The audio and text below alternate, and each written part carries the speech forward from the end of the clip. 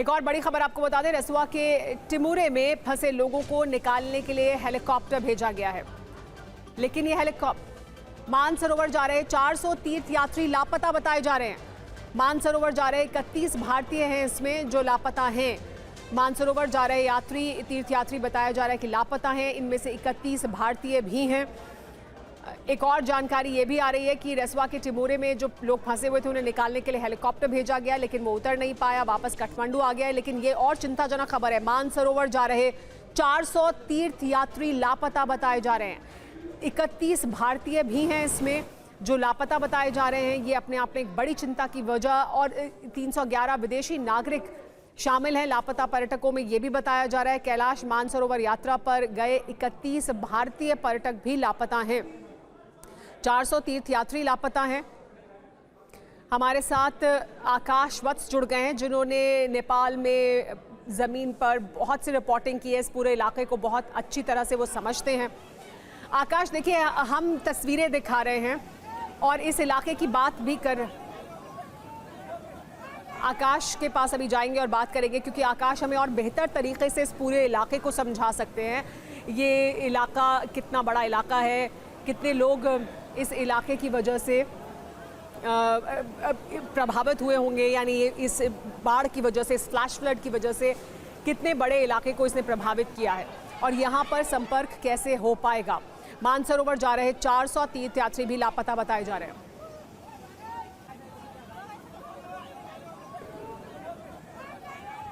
तो बाढ़ से कुल कितना नुकसान हुआ है इसकी पूरी जानकारी अभी सामने नहीं आई है। खास बात यह है कि रसुआ जिला मुख्यालय के आसपास बारिश नहीं हुई थी। देखिए ये तस्वीरें देखिए, ये मकान है इधर, ये आपको एक छोटा पुल दिखाई दे रहा है और किस तरह से फ्लैश फ्लड आता है और अपने साथ ये तेज़ी से जब बहना शुरू करता है तो आसपास जो उसके किनारे पर बनी हुई इमारतें हैं, चीज़ें, उनको अपने साथ आगे बहा कर ले जाता है।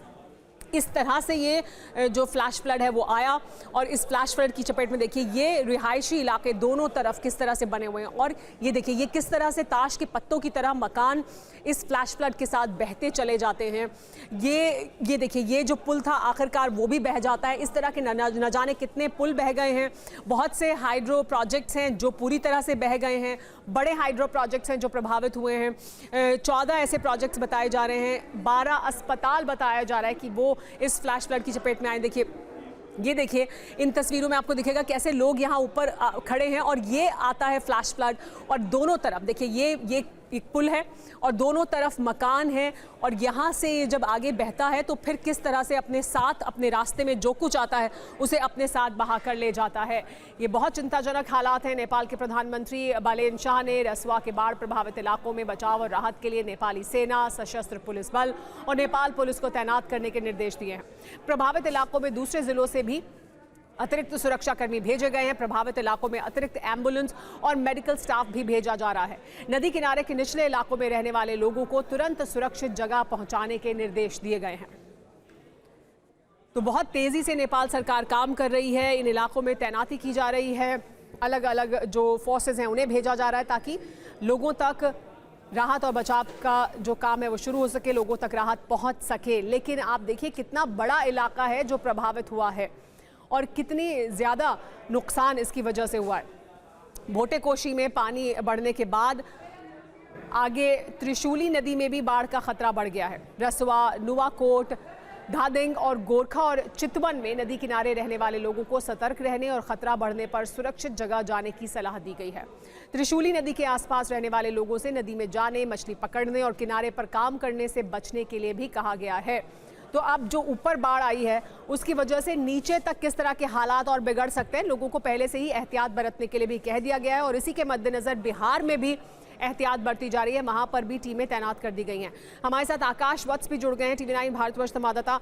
आकाश, एक बड़ा इलाका है जिसमें हाइड्रो पावर प्रोजेक्ट्स हैं, पुल हैं, अस्पताल हैं, स्कूल हैं जो बह गए हैं। तो बड़ा इलाका है जो प्रभावित हुआ है, लेकिन इस इलाके को अगर हम समझें, यहाँ तक राहत और बचाव का काम पहुँचाना, राहत पहुँचाना लोगों तक कितना मुश्किल होगा? निश्चित तौर पर सुमेरा ये बहुत मुश्किल काम है, क्योंकि रसुआ ज़िला बिल्कुल तिब्बत बॉर्डर के आसपास है। काठमांडू से इसके अगर आप सड़क मार्ग से जाते हैं तो 6 से 7 घंटे की दूरी है। वहाँ तक पहुँच पाना, और वो जिस इलाके, अगर आप उसे भौगोलिक तौर पर समझने की कोशिश करेंगे तो वहाँ जिन लोगों को ये दिक्कतें आई हैं उन तक राहत पहुँचाने में बहुत ज़्यादा दिक्कत होगी।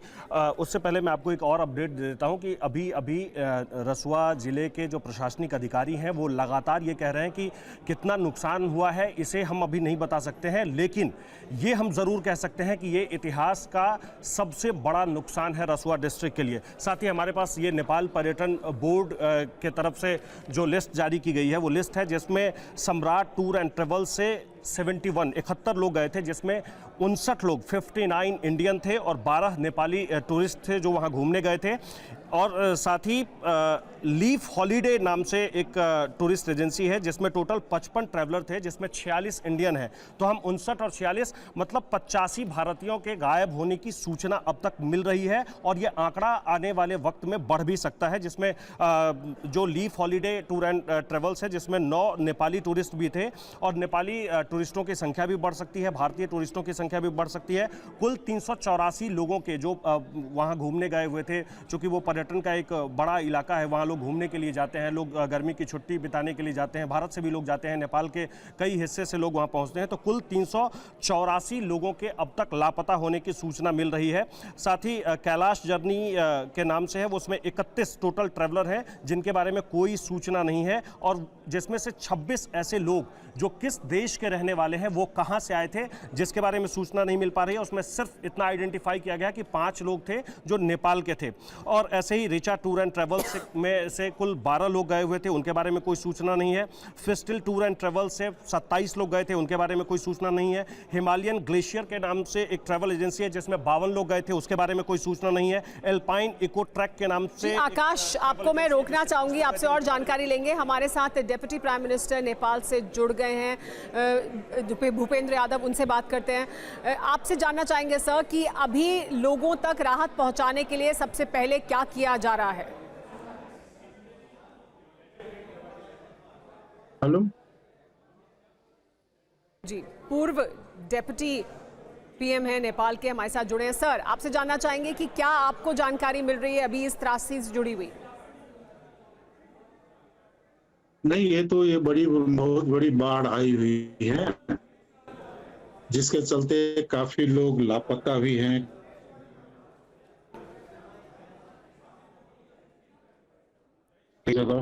अभी तक ये बताया गया है कि रसुआ में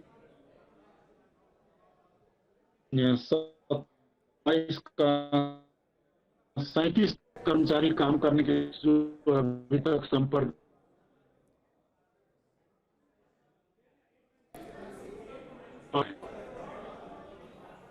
उपेंद्र जी, आप अगर अपना वीडियो बंद कर देंगे, हम आपकी आवाज़ भी अगर सुन पाएँ तो वो बेहतर होगा, क्योंकि शायद सिग्नल्स का इशू है। लेकिन हम कोशिश करेंगे कि आप हम तक आपकी आवाज़ पहुंच पाए। है जहां पर जो जल स्तर है वो बढ़ा, यहाँ पर पीछे ऊपर देखिए, यहाँ तिब्बत में यहाँ पर बादल फटा है, यहाँ इस जगह बादल फटा और फिर इसने ये रास्ता इख्तियार किया। भोटेकोशी में और ज़्यादा इसका जो फ्लैश फ्लड है उसका असर दिखाई दिया, और फिर आगे आते हुए ये त्रिशूल नदी तक आया है, उसके बाद नारायणगढ़ और उसके बाद वाल्मीकि नगर, यहाँ देखिए बिहार तक ये इसका जो असर है वो दिखाई देगा। और इसी वजह से बिहार में पहले ही एनडीआरएफ की जो टीम है उन्हें रवाना कर दिया गया है, यहाँ पहले से एहतियात बरती जा रही है। और यहाँ पर भी नारायणगढ़ में भी और त्रिशूल नदी के किनारे रहने वाले लोगों को भी ये कह दिया गया है कि वो नदी के पास ना जाएं। वो यहाँ पर अगर मछली पकड़ने जाते हैं या नदी के किनारे रह भी रहे हैं या कोई काम करते हैं तो वो दूरी बनाकर रखें इस इलाके से, क्योंकि यहाँ ऊपर से जो असर दिखाई देगा, जो बाढ़ आई है उसका असर नीचे यहाँ तक दिखाई देगा।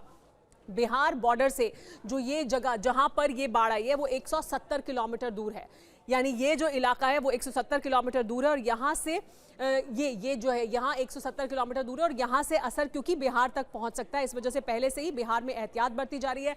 लेकिन यहाँ ऊपर से क्योंकि ये यहाँ पर ग्लेशियर फटा और उसका असर दिखाई दिया है,